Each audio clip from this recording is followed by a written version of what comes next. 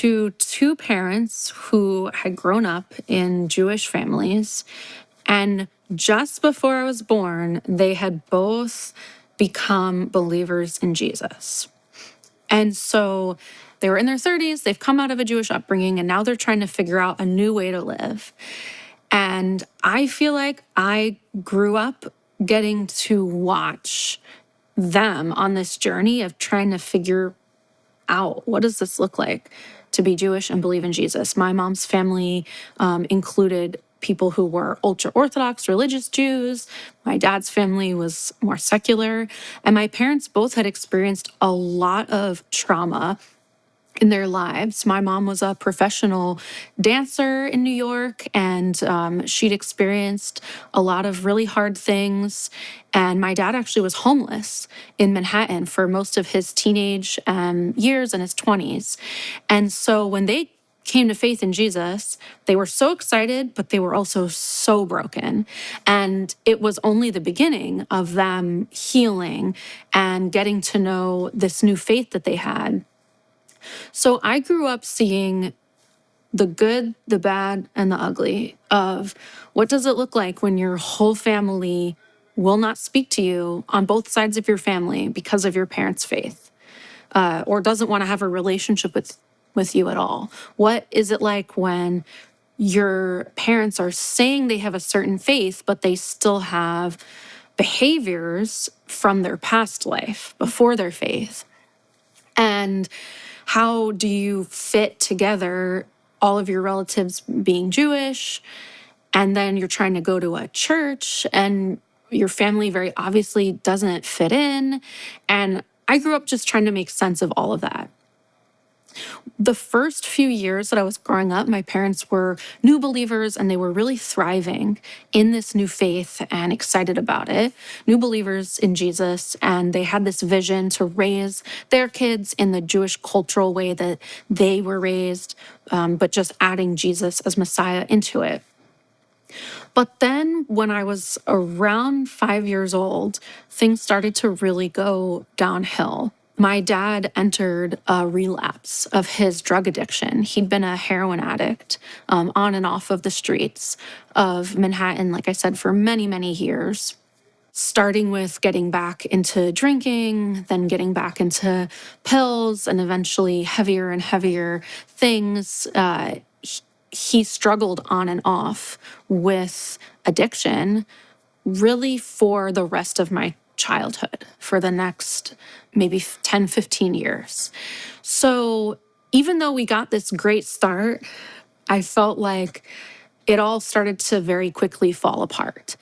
And as a kid, it was very obvious to me that my parents had ideals about the type of people they wanted to be, but they were not in a place yet where they were ready and able and equipped to live up to those ideals. And now looking back, I understand that they had so much unresolved pain and unresolved trauma. But as a kid, you don't really see the big picture. You're just living your life and you know that things are really off. The other thing about my parents is because they had these ideals of faith, they wanted to do things like homeschool their children. They wanted to be studying the Bible all the time, which are good intentions. But then if you mix those things with the fact that my dad was using drugs, he didn't have an income, neither of them was working for most of my childhood. They had 4 kids in just 5-6 years. They had 4 kids, and both of them were really unequipped to run a large family because of all of their own issues. When you mix their ideals of, homeschooling with the reality of what they were actually able to do, my experience was more just like that I didn't go to school for most of my childhood. I didn't go to school until I was 10 years old. I did learn to read, and my parents did teach me some basic things, but my main childhood experience was being at home with my dad being on drugs and taking care of my younger siblings. And I didn't really feel like I was socialized. I didn't even fully understand at that young age that it was because of my dad's addiction. And then also my mom, even though she wasn't actively using drugs, she had a lot of past issues with addiction, and she'd been a dancer and struggled with eating disorders, and she had experienced a lot of abuse in her life. And so her relationship with my dad, their relationship together, they were almost like teenagers in love. Like they loved each other and they had such good intentions, but their development, because of all the trauma that they'd experienced, their development was like a 14-year-old. So think about, a 13 or 14-year-old with the greatest of intentions, but their life skills were so behind. So I found myself as the oldest child in this big family with parents who are really struggling just to make ends meet, just to get through the day, just to keep their relationship afloat. There was a lot of mixed messages. Like I remember my dad teaching a Bible study while he was very, obviously very high. But I still saw that he genuinely did love the Bible and he did love God, but at the same time, his actions weren't matching his heart. As I was growing up, a lot of things unfolded that were really traumatic also for me. There were a couple of years for my family that were especially really, really difficult at the height of my father's drug addiction. And I was the oldest child. I was 7, 8, 9, 10 years old. And my mom was homeschooling us. So we're home, we're home all day. We don't know any other kids. We live in a small apartment in Brooklyn.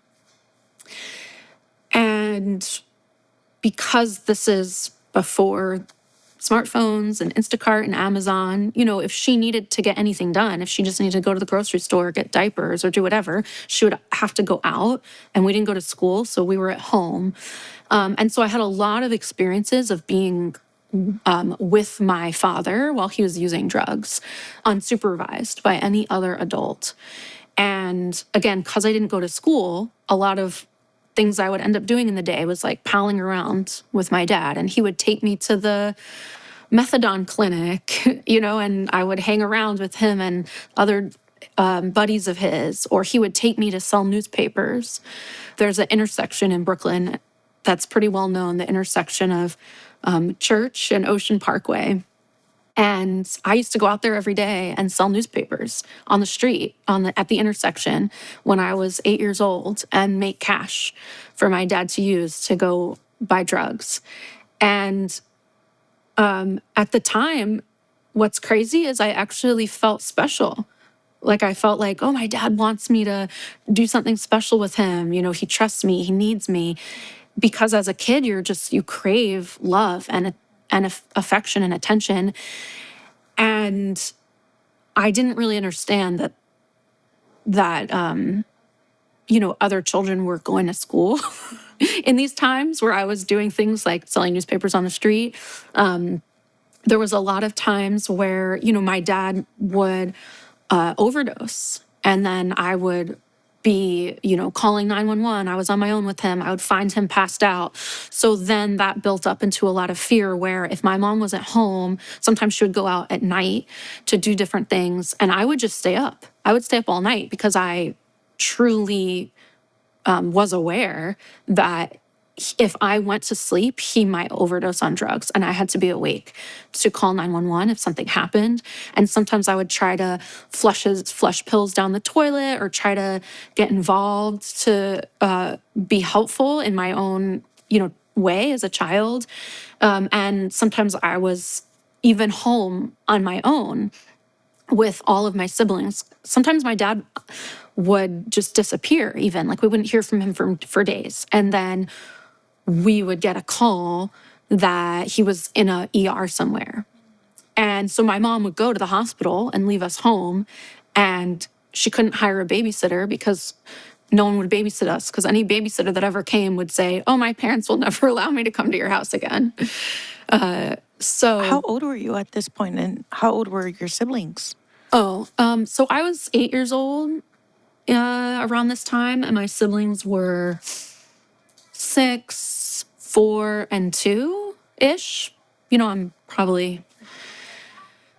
talking about over a range of time. So around those ages. So sometimes I would be home with them alone for long amounts of time and like making them dinner, putting them to bed, taking care of them. And again, remember, we had no school. We didn't go to school. But I really feel like God sent me to school. Like, I learned so many amazing life skills in those years, even though I wasn't getting a formal education.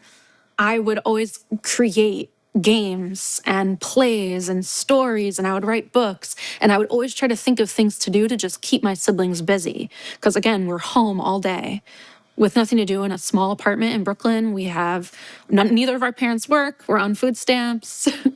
What we would do for fun is make crafts and sell them on the subway, things like that. And I was always creating, games, and like I would write a play and then we would put on a play, or I would create a circus. And so God really taught me amazing skills that I would use later in life. And I feel like that's been a theme all throughout my life, that God would send me to the school of the place he wanted me, where he wanted me to learn, even if it wasn't traditional. Over that time, in those years, things slowly really just got worse and worse. And I could just share a lot of memories, but I'll just share a few, core memories. Just that I would have a lot of times with my dad where he was on drugs and, he wasn't in control of himself physically. So that could lead to a lot of different things, like, inappropriate behaviors. It can lead to somebody, having no control of their bodily functions. And at times I was in a position like his caregiver at a very young age. And so it was getting worse and worse. And I started to feel more and more unsafe, and even physically unsafe, because I could see more and more that my dad had really no sense of boundaries, just as his drug use got worse. And he would talk to me and have conversations with me or have interactions with me where it was clear to me he didn't know who I was, if that makes sense. Like, he would call me other names, or he would have conversations with me that were very obviously inappropriate conversations to have with a child. And so I did start to gain some awareness that it was becoming more and more unsafe. And I felt like I had to be very guarded. I started to lose a lot of trust of adults, of men. I started to really feel like I have to protect myself. I have to be really on it, because I would be in situations with him where I would have to talk him down from something. One time he took like my younger brother, who was 4 years old, and just took him away in the middle of the night. And again, it's like, this is before cell phones. So things like that would happen. And I started to feel very concerned, and like I had to be on guard, and I had to, again, like maybe talk him down from something that he thought he was going to do that I knew was inappropriate. And then I would have to have conversations with my mom, like, hey, this is really getting to be unsafe. Like, we need to make a change. This isn't a situation that children really can be in. And so I really felt like my childhood ended, if that makes sense, because I felt like I had to really guard myself and position myself in the family like a parent, a third parent, or even a co-parent with them. And at a certain point, I reached a breaking point, and I actually ran away from home, and I wouldn't come back. And my mom at some point, I think, understood that I would not come back, that I was truly like, I'm not, it's not safe anymore for me to be in this home. And so I did actually leave and stay with another family for a number of months. And then I came back only when my mom agreed that she was gonna separate from my dad. It was very difficult. They did not want to separate, but it was the last resort. Like, he had to go to rehab and she had to leave. And it was heartbreaking. I mean, to watch that unfold, it really broke my heart, but it was the right thing. And so my mom knew she couldn't afford to be in the city on her own with 4 kids without a job.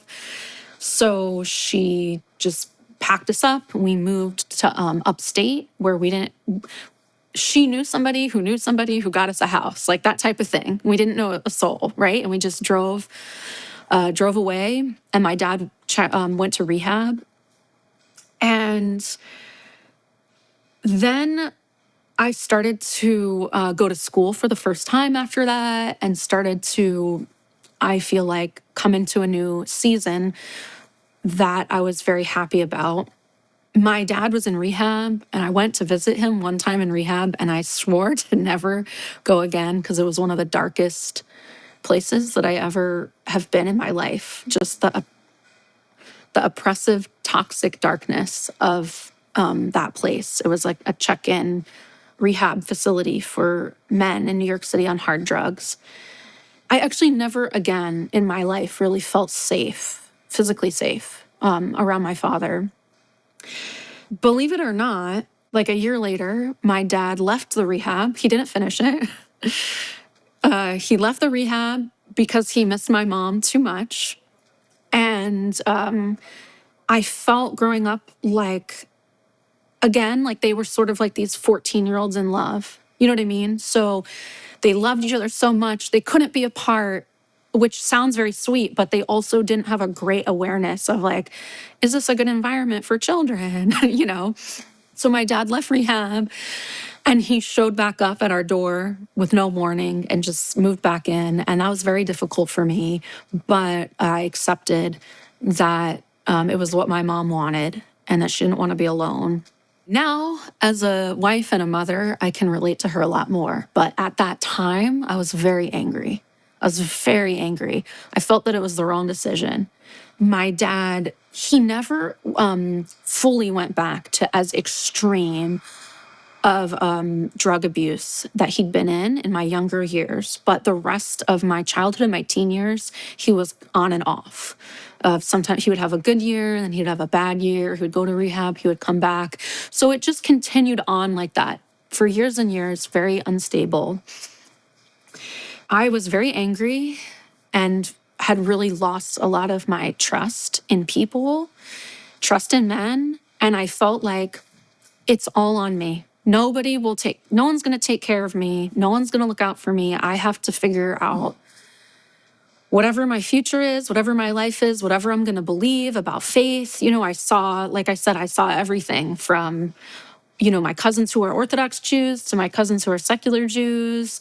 The family that I stayed with when I wasn't living with my family, they were also religious Jews, and I went to school with their children. Actually, that was my first experience going to school. I was going to a religious Jewish day school. And so I really felt Jewish culturally. I resonated with that. And I knew about Jesus because I'd heard about it from my parents. And I'd had one spiritual experience in my life where one of those nights where I was alone with my father and he was using drugs. And again, I felt that I needed to stay up all night to make sure that nothing happened to one of my siblings or that he didn't hurt himself. And I remember I had heard a song that was the verse Psalm 22:4. Even though I walk through the valley of the shadow of death, I will fear no evil because you are with me. Your rod and your staff comfort me. I'd heard just a children's song to that verse, and I was just singing it over and over and over, like throughout the night, staying up all night. I remember it very clearly in our living room in this apartment in Brooklyn. And it felt very real to me. I had seen people overdosed on drugs. I had seen things that God is with you. You're not alone. That verse for me was like, this like hope I was holding on to, like a life raft or something. And I just kept singing it over and over. And I've only a few times in my life felt like a supernatural type of experience or presence. But that night I felt like Jesus was in the room with me. I felt not alone. I felt like there was a heavy presence in the room, and that God saw me in this situation and that he did not forget me. And that even though I felt so unseen, again, remember, like, I didn't go to school. I didn't have any other teachers. I didn't have any other friends. If we were going to school, maybe there would have been a teacher that would have called Child Protective Services or something like that. But I really knew in that moment that God saw me. And that stayed with me the rest of my life. So years go by, I'm a teenager. I felt like I'd had a real experience and encounter with Jesus, and I believed that he was real. But I also believed that maybe the Christian lifestyle or a religious lifestyle was not realistic, because I'd observed my parents, that they'd idealized that they wanted to be these people of faith, and they weren't really equipped to live it. And so I didn't want to be that. I felt like that was hypocritical, right? Like, if you're going to call yourself a Christian, then you should live a certain way and not just call yourself something and maybe it's not true under the surface, right? So I felt kind of like, yeah, maybe Jesus is real, maybe God's real. That wasn't me. I wasn't like somebody who wondered about the scientific proof and how was creation made, and like all the apologetics and all the history. Some people really, that speaks deeply to them. I wasn't so worried about that. I just felt like whatever you're going to call yourself, just at least be the real deal. And I felt like I didn't have the character to be the real deal. So even if I thought God is real, I love Jesus, I knew that I also had an anger, a very deep anger that felt very core to who I was. And I really struggled with this craving for male attention. And I think for this like love that I felt that I never got, especially from my father, or that maybe I did get, but it was in an unhealthy way.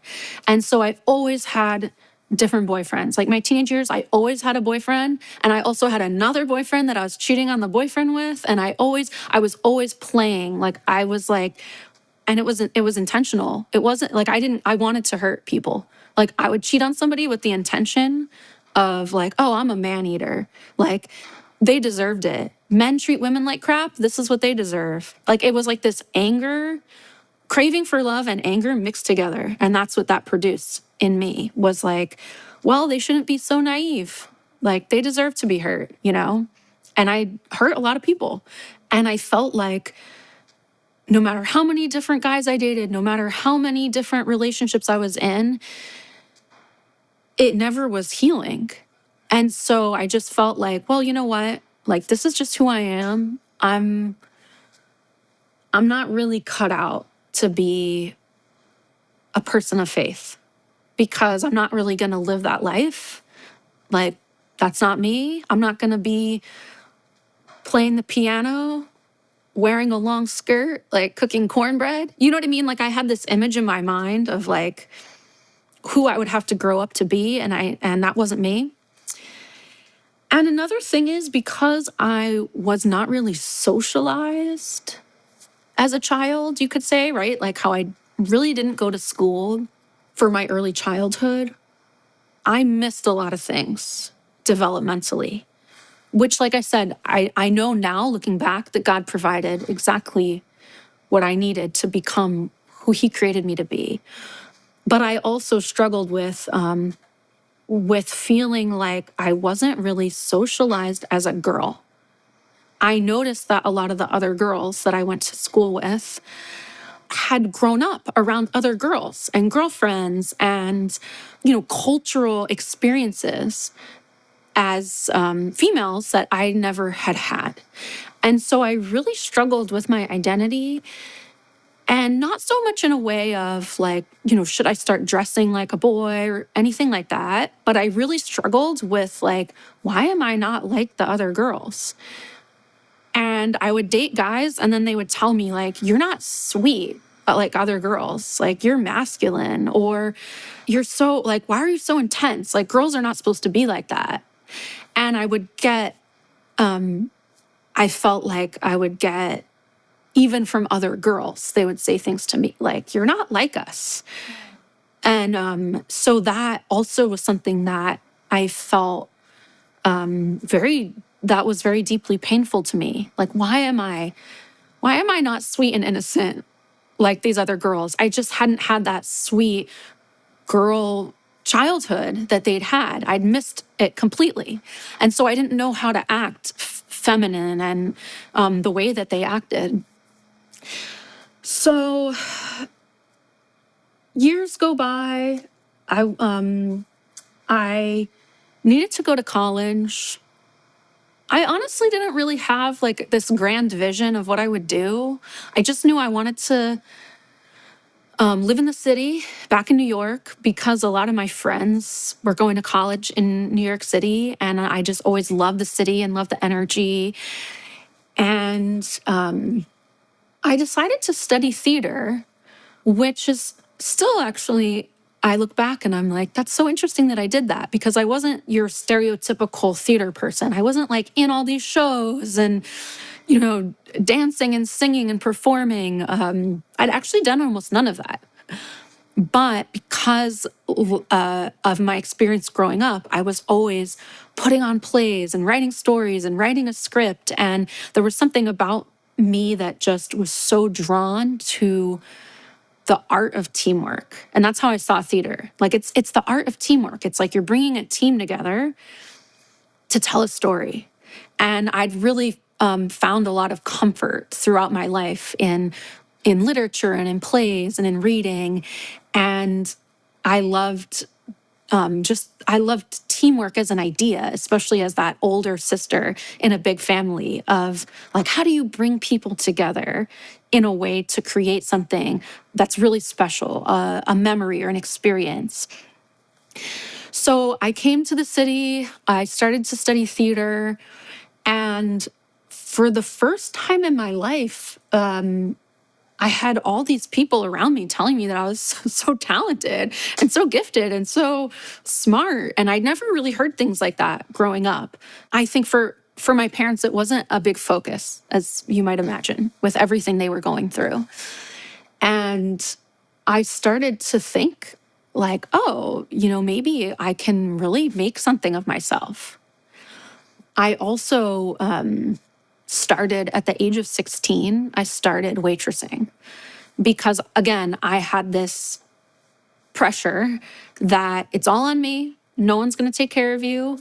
Nobody is going to be looking out for you. You've got to figure it out on your own. So when I was in high school, I actually saved up a lot of the finances I needed to go to college and live in the city, because I was like hustling. I was working double shifts. I was like, I was clocking in as a waitress as myself, clocking out as a minor, and then I had another card where I would clock in as a non-minor and do another shift, which was illegal, But I was like, I wanted to just work and work and work. And so then I was in the city, and I also was waitressing and bartending, and I worked at a lot of different places, selling shots, and started to also get sucked in to a lifestyle of, of drinking, of partying, of things like that. And I think that it was all like this toxic soup of like, I was angry, I wanted to hurt men, I craved attention and love and security. I felt like I had to do everything on my own. And so I was in school, dating lots of guys, and in so much pain. What's really funny, though, is that God kept putting people around me who were people of faith. I had a lot of friends from growing up who were other Jewish believers in Jesus, because my parents had still been involved in some of that community, and they'd sent me to Jews for Jesus summer camp, where I'd made a lot of friends and had a lot of good memories. So some of my best friends were still in that community, and I would still hang out with them, and I would go to different events with them. And when I was with them, I felt like I was part of that community. But again, in the back of my mind was, I will never be the person who will live up to what this faith expects of you. And so I'm not gonna lie. I'm not gonna live a lie. I'm not gonna say that I'm gonna be this great person of faith when I know it's not real, it's not true. So I have all these friends who are all across the spectrum. From, some of them are Jewish followers of Jesus. Some of them are, totally secular. Some of them are people I'm working in restaurants with.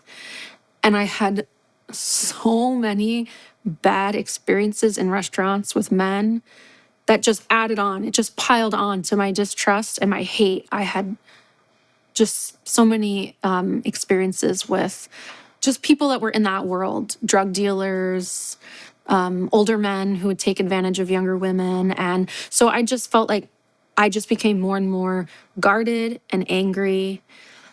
And I had dated a couple guys in college that were not people of faith, really, or not religious. And then after they started dating me, started to get more serious about their faith and started to be like, oh, I want to serve God, and that actually for me was a negative. I was like, okay, time to break up now, because I didn't want to go that direction.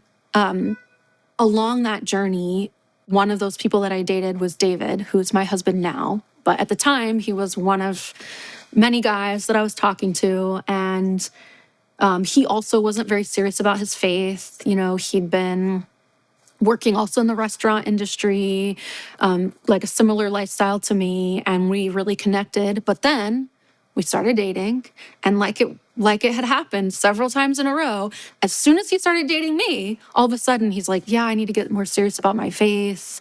I'm realizing God's calling me to serve him. I need to make changes in my life. And I was like, man, another one. Another one bites the dust. So I broke up with him, and that for me was a point where I really spiraled into a very dark chapter of my life, where I just was done. I was just like, I was in so much emotional pain, and I kept trying to fill that pain. And I was getting involved deeper and deeper into the avant-garde theater world in New York. I'd graduated college, and the more I tried to fill that pain, the worse it got. And at some point, I moved in to a big warehouse in Brooklyn that was like an artist commune. There was like maybe a dozen different artists who were living there. And then they had this like huge gallery and event space, and they would put on shows there, and bands would come play, and they would throw raves. And I had started a theater company, so I was like, this is incredible. I'm going to move in, and my theater company can rehearse here, and we'll perform here. And finally, I'm going to be free. Like, I need to get away from all that faith stuff so I can be my true self, so I can stop putting this pressure on myself to hold back and just follow my intuition, follow my passion, and find happiness. So I move into this artist loft, and the first few months were pretty cool. And a lot of people, would come there for parties. They'd have these huge parties. And my friends would come and be like, this is awesome. Like, you live here, like bands are coming. Some of these artists that were coming in and out were, people that had some notoriety, or they had their work in well-known places. And I was starting to connect with people in the theater world, even who went on to, have work that was quite well known. And there was a guy who lived with us who was a sculptor who had a lot of his work in like well-known buildings in New York. And it just was, on the surface, it was so cool. And people would come and have these crazy parties. But what I learned very quickly was that then everybody leaves and you're still there in the morning when the party's over. And somebody woke up and they were raped. And somebody else just woke up and they were robbed. And somebody over here woke up and they had a dog that pooped on their face and we don't know whose dog this is. And I started to realize very quickly, it's a lie. It looks so fun at midnight, but at 8 a.m, it's hell. It's everybody's version of hell when they wake up in the morning. Somebody's overdosed. Somebody just lost their partner to an overdose. Like, this is hell on earth. Why do we think this is fun? And I started to realize that the artists that were living there, even though some of them in the world's eyes, in people's eyes might be like they were successful, they were living the dream. This was my dream, to be a starving artist, to just like be my true self and express myself with other artists. And I noticed that the more and more successful people got, the more empty they seemed. And it seemed like they had this pain like I had, and they were trying to fill it with creativity, with their art, with their relationships, with partying. And it's a black hole. You can't fill it. Did you have language for this at the time? Or it was almost like you were still processing it as you were witnessing it? I had language for it at the time because throughout my childhood, I'd been very exposed to the Bible. But a lot of it I didn't understand. It didn't make sense to me. I would hear these things that just sounded like cliches to me, or they just sounded like, something that might go in a fortune cookie or something. But in that time of my life, I felt like God opened my eyes to things in the Bible that I'd read about that I was now seeing play out in reality, and it made sense to me.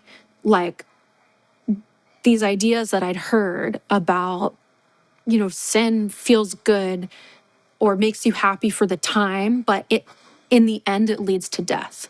Again, like I thought that was just like a slogan, you know what I mean? Like death, like symbolically. And then it was like God opened my eyes, like, no, people are dying. Wow. They're like, people are emotionally killing themselves. They're, even if they're not literally dying, they're dying inside. And also at the same time, David, who I dated and then I broke up with, he didn't give up on me. He kept reaching out to me. He would just show up at this artist loft and be like, hey, I'm here, we're going to church. And he would say things to me very straight, like, you're angry with God. That's what all this is really about. And no one had said things to me like that before. No one had called me out in that way. So through this process of God opening my eyes to the things that were happening around me, and also through the influence of David, and also through the influence of many people throughout my life, throughout my entire life, so many different people who'd invested in me, who'd shared with me. There were a lot of people in the faith community, again, that I knew, through growing up or through my parents, that had invested so much, so many seeds of faith that all started to come together at that time. How old were you? I was 21, 22. And I had also gone very deep and dark into, like, I was working in that bar scene, and I just got deeper and deeper into that world, working at darker and darker types of places, being involved in things where I started to get this mentality like, I'm just sharing this because someone out there will relate to this, right? Like, when you've been so hurt, then the story you start telling yourself is like, I didn't have any advantages in life. What kind of advantage can I have? At least I can use my looks. I can use my body. I can manipulate men. I got to use what I've got. I didn't grow up with anything. You know what I mean? Like, you start to tell yourself like, well, these are the cards I was dealt. And I'd had so many bad experiences with men in the restaurant world and bartending and then being a shot girl. And then you start to go down a path in your mind of like, I'm already making money for my sexuality. What's one more step down that road? You know what I mean? And I also got into a really dark spiral of stealing. That was another thing. And it was all rooted in that anger. And it was around this time where I think a lot of people of my generation can relate to that anger. And I know young people today, coming of age today, are experiencing it in their own time, right? But it was like, man, we're coming of age and it was like Columbine, 9/11, wars, and then the economy crashed. And it just felt like, man, we got screwed by Wall Street. And I would just steal stuff just to be like, yeah, well, why shouldn't I steal this? The money's just going to go to the pocket of some evil executive who's using this money to take advantage of and oppress other people. So why am I going to pay money for their product, right? And so I felt like just everything in my life was just like fueled by this just anger.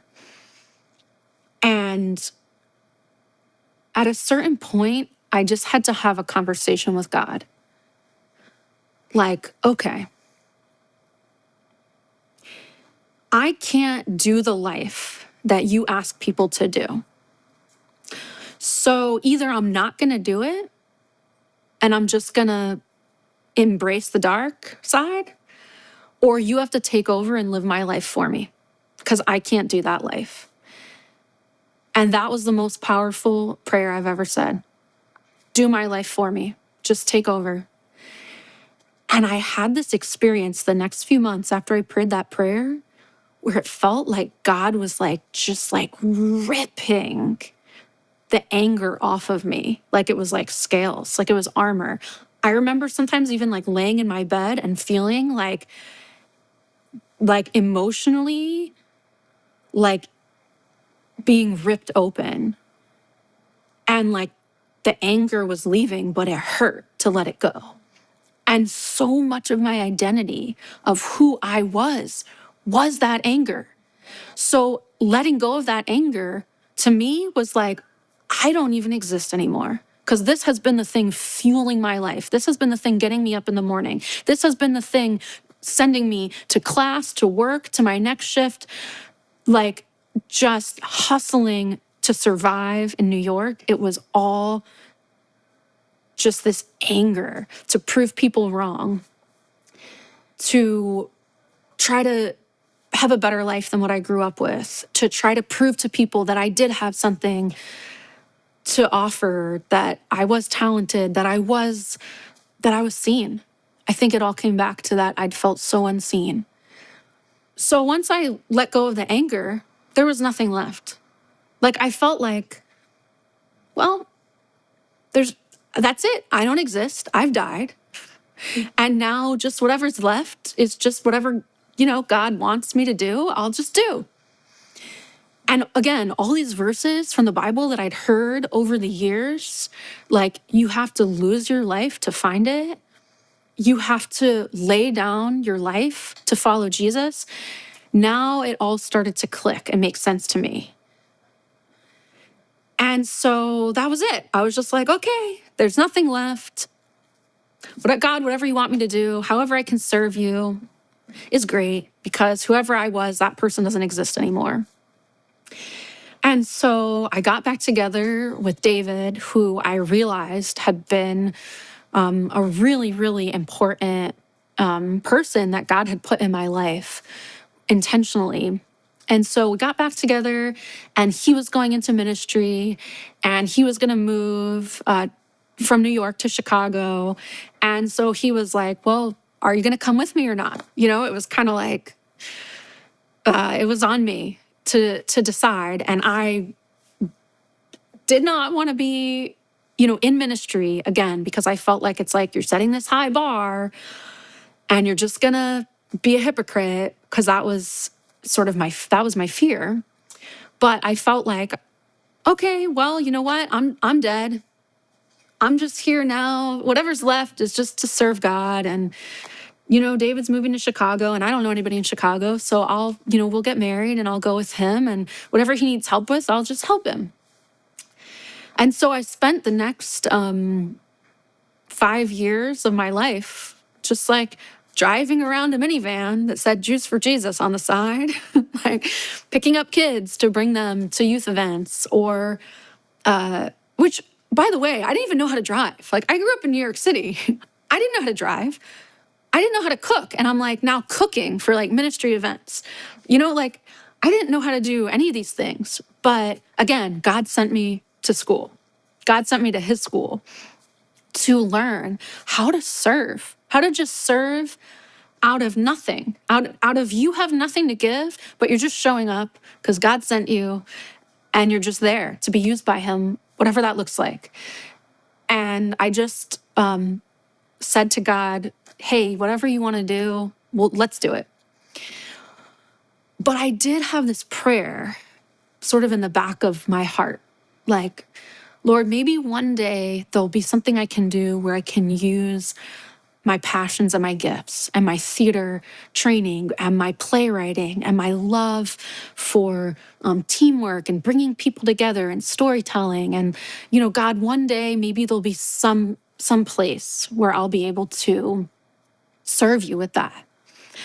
So years went by, and I kept praying that prayer, and I felt like I gave my life away to Jesus, and he gave it back. Because over the years, then he did open those doors, not right away, but I did then get chances to be part of the communications department in Juice for Jesus and get to use my creative writing background. And I was trained in media with Juice for Jesus. And little by little, I started to learn and get involved in all sorts of things that gave me so much joy. Like, what I love, this is what I love, team storytelling. And I got to be part of teams telling the story of who Jesus is, of why he came into the world, why he came to the Jewish people, to our people, and what that means, why that's significant, not just for us as Jewish people, but it's significant because it's part of his plan to reach everyone. And so I just was filled with so much joy to be able to do these things. And God just over the years was so faithful and just opened one door after another for me to be able to serve him. He has restored every single thing that I lost. I lost this experience of a sweet childhood as a girl, and God gave me an incredible daughter who now I get to side by side with her. We get to go through her amazing childhood, and he gave me restored relationships with my mom, even my father. Even though we never really were close again, God gave me the chance to be with him when he passed away and to sing to him, sing over him that song. Even though I walk through the valley of the shadow of death, I will fear no evil because you are with me. Your rod and your staff comfort me. I got to sit with him and sing that over him while he took his last breath. God provided me with an incredible husband who has pushed me to grow spiritually, has pushed me to heal so much from my past, and has given me another family with his family to come around me with love in that way that I didn't have that extended family growing up. I now have that because I have his family. that has surrounded us with so much love. And it took many years. It wasn't like I gave my life to Jesus and the next day everything was restored. But every step of the way, God brought every single thing I'd experienced in my life and my past, He gave it new meaning. And I've been able to share my story with other people who have told me, people have told me that they've heard my story or seen my story, and it was part of them coming to faith. And every single thing in my life, like years and years of waitressing, you know how much I use all those things I learned waitressing in my job that I do now of running international and North American operations for Jews for Jesus, for a large ministry. God did not waste a single moment of my life. Every single thing, even though it was not what He would have ever wanted, it was not the way things are meant to be, He'd used it for good. And so I lived that. I'm living that every day. And I know if you're watching this, that He can do that in your life. Everything that you've been through, every painful experience, every single thing that you should have had, the support, the love, the protection that you should have had, that you didn't have, that was wrong. But God, that is what He does. He takes things that are broken and He makes them whole. And He can take every single broken thing in your life and thing in your past and use it for good beyond what you could even dream of. That's what I've lived. And that is my hope and prayer for every single person that gets to hear my story. I have to wipe my tears. Yeah, I really want to ask you, Ariel, if there's someone watching right now that feels validated to be angry, which, which is so understandable. But at the same time, I know that there may be someone watching that just cannot get out of the cycles of anger. And what happened to you with the way you were describing it, that is a miracle in and of itself, that the Lord is the one that took away your anger like that. But sometimes it is a journey. And so I guess my question is what would you say to someone watching that just feels like, I want to be angry, I deserve to be angry? You don't know what it was like, or whatever it may be. Is there anything that you haven't mentioned in your testimony that you would like to offer to someone watching that may be thinking that right now? I had someone in my life in those years where I was searching and wrestling with a lot of these things when I was in college, who was sort of the opposite of like what I was saying with my husband, where he was this like really good influence on me. I actually had somebody who was sort of like on my other shoulder saying things like, you could be so successful and what's holding you back is your faith. Like you need to just let go. Because I still had this like, I wasn't quite ready to fully let go and just, so to speak, do whatever I wanted. I had this, I was holding myself back because I had been exposed to things of faith, right? And I remember hearing things like that, like you need to let go of your ideas about, being Jewish or being Christian or asking questions about faith. That's all holding you back from your potential.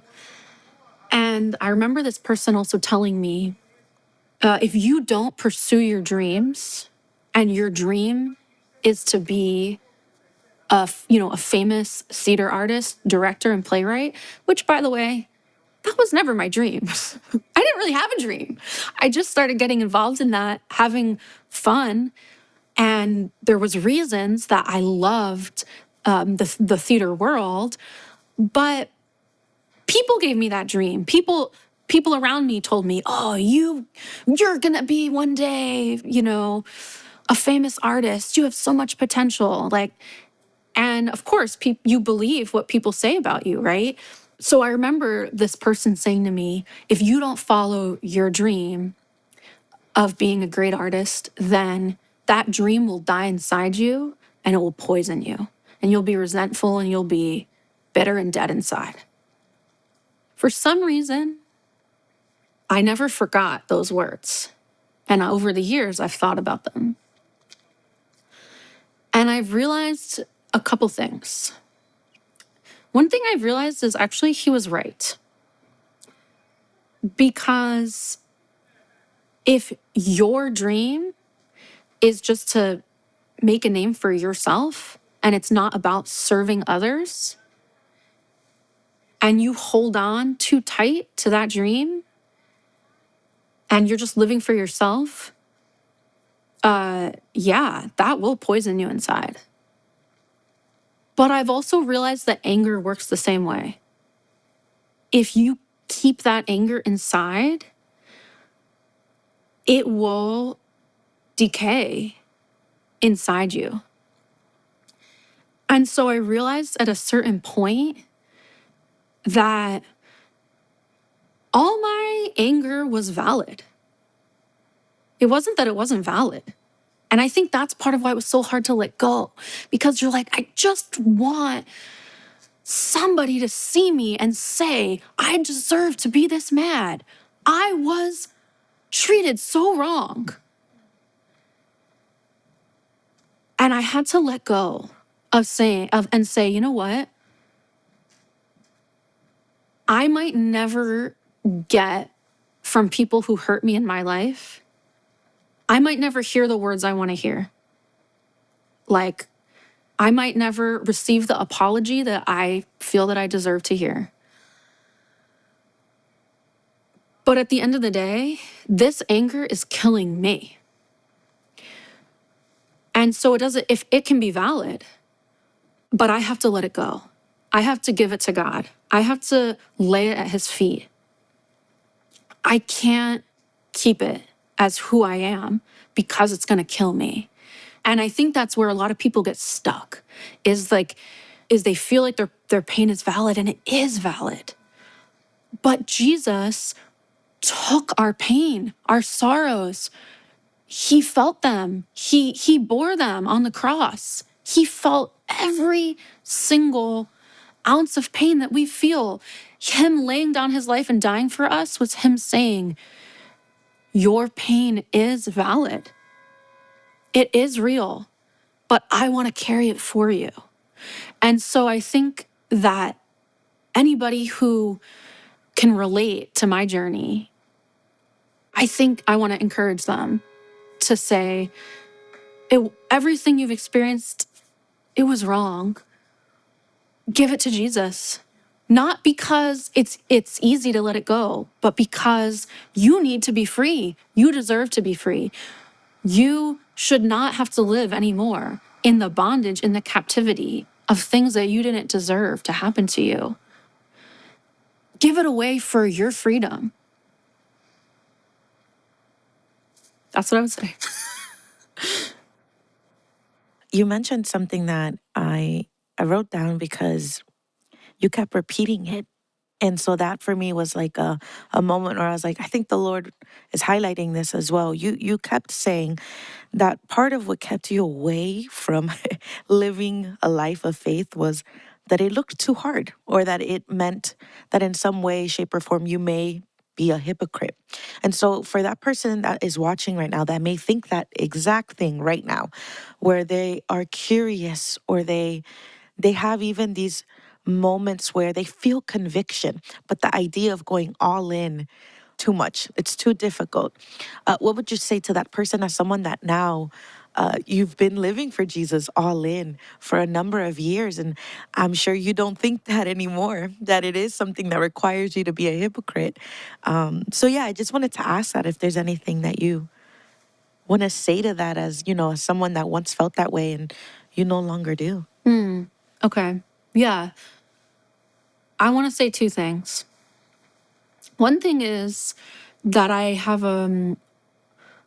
a very specific conversation that I remember with David, with my husband, when we were getting back together, but I was still coming out of this lifestyle of a lot of things that I wanted to walk away from. But again, it wasn't overnight. It was a process, one by one, of walking away from things I've been involved in that I was saying to God, I'm done, I'm all in on you.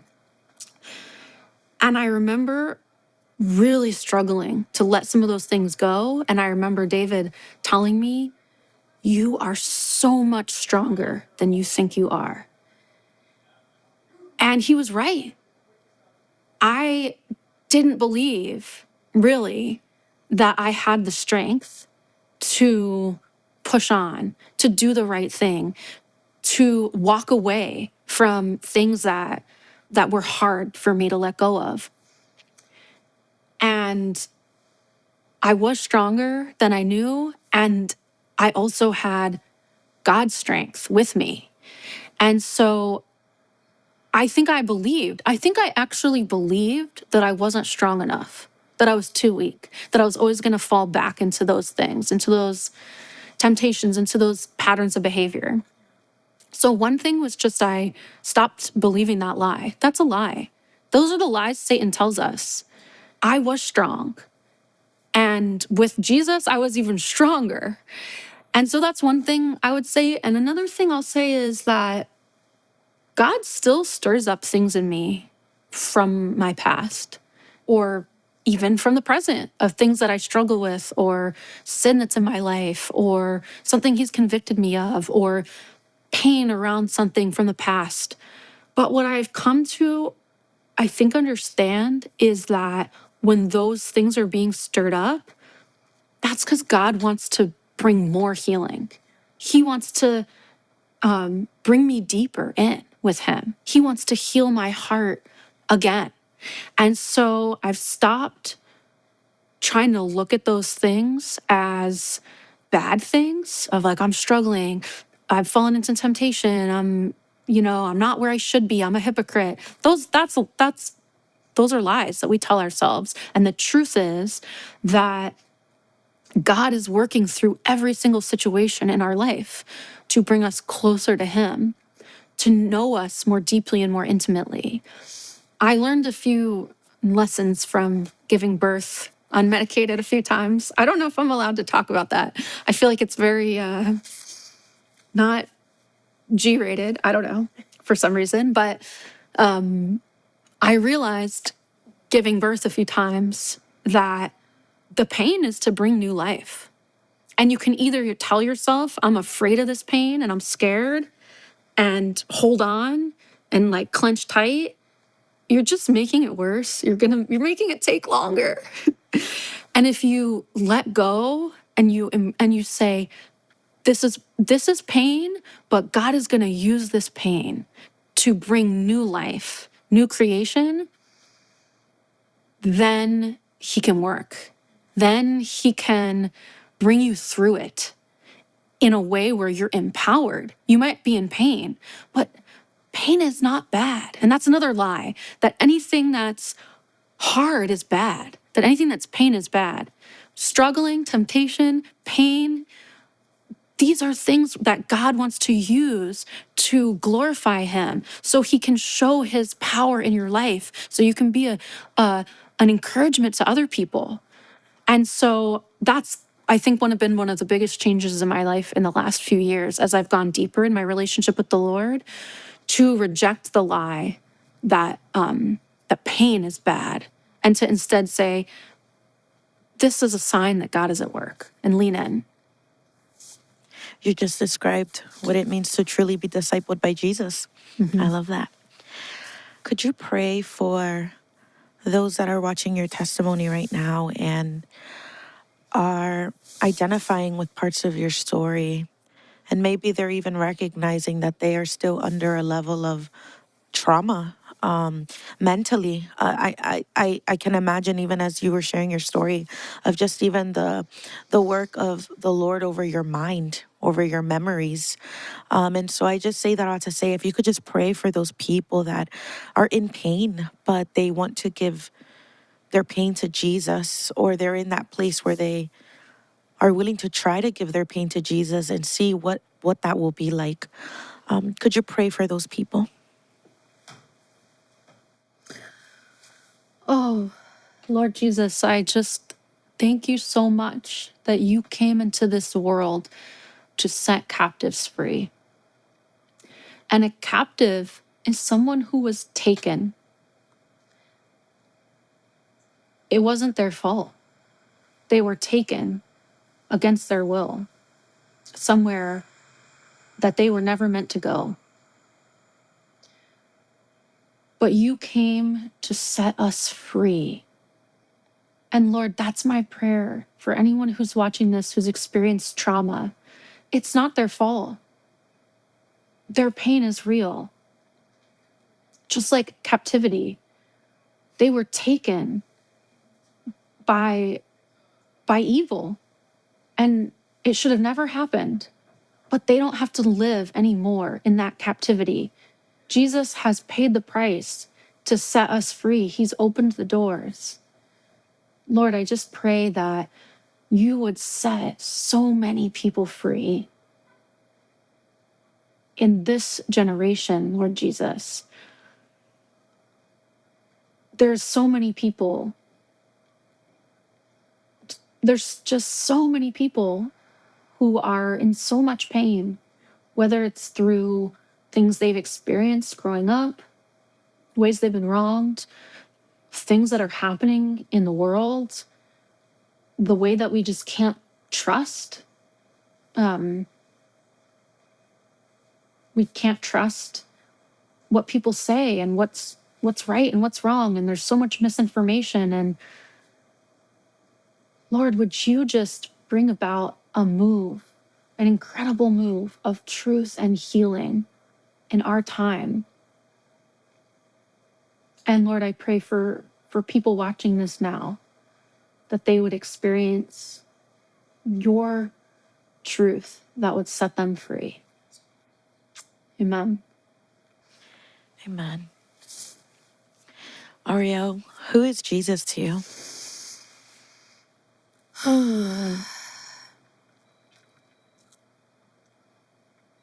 Jesus is the love of my life. He's been with me in every single moment of my life. He's seen me.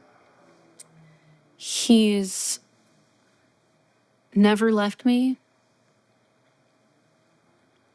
And he's loved me unconditionally. And my job is just to receive that love, which sounds easy, but it's actually hard. And I have to tell him every day again, Lord, I receive your love today. Help me to live my life as a person in the world who's unconditionally loved and protected, because that's the truth. Do you have any words that you would like to share for any Jewish person that may come across your video? They may be watching this right now and they don't follow Jesus. You know, in our Hebrew scriptures, in the book of Isaiah, it talks about the servant of the Lord, and it says, by his stripes, by his wounds, we are healed. And a lot of people interpret that in different ways. You know, there's a lot of Jewish teachings where people say that's about Israel and Israel's suffering.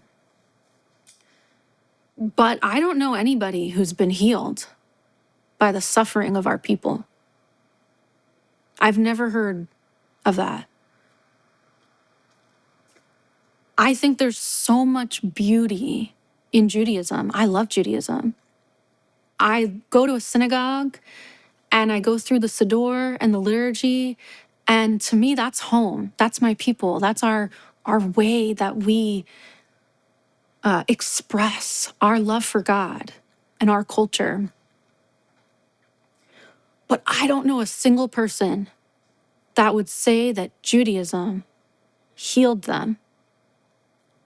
And I know a lot of people from every ethnicity, from every religious background, Jewish background, Muslim background, from every country that speak every language on earth, that would say that Jesus healed them.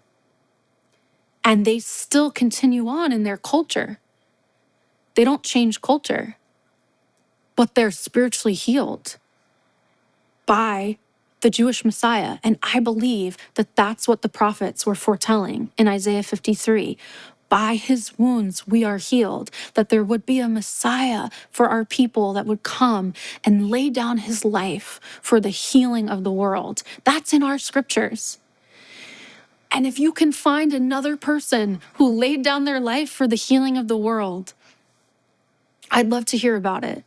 But billions of people have found that hope in Jesus. And so, whatever you believe, it's worth checking it out. It's worth reading his teachings. It's worth looking at the prophecies that point to the Messiah.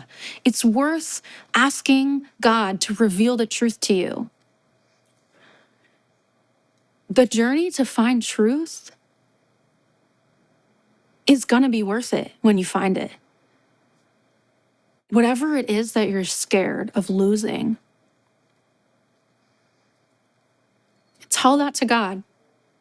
That's what confession is. Confession is just telling the truth, right? It's like if somebody gets arrested and for a crime and they say confess, that's all that means. Just tell the truth about what really is going on. Just tell God the truth. Just tell him what you're afraid of.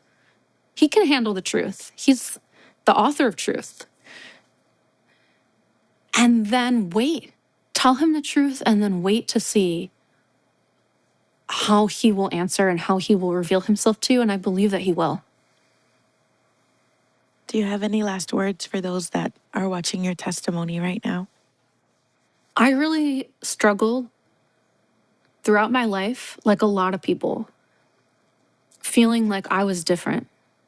Like, how come I couldn't just be like everybody else? How come I couldn't be normal? How come I was the way I was? How come I couldn't change something about myself I wanted to change? But that's why I fell in love with Jesus. Because he knows us, he sees us, and he has named us. A one-of-a-kind creation of his. A gift to the world. And when I started to live who I am on the foundation of who Jesus is and the love that he has for me, then who I am is a gift to the world. And who you are is a gift to the world. And it doesn't matter if you're not like everybody else. It doesn't matter if there's things about yourself that you wish were different. It doesn't matter, because God is going to make something beautiful out of your life, because you wouldn't be here if that wasn't his plan.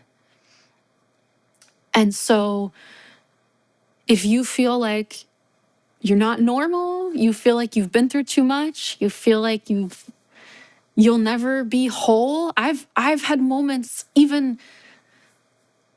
I've had dark moments where I felt like I'll never feel better. It's a lie. You will. And God will and can and wants to turn your life into something incredible. And that's what he's done in my life.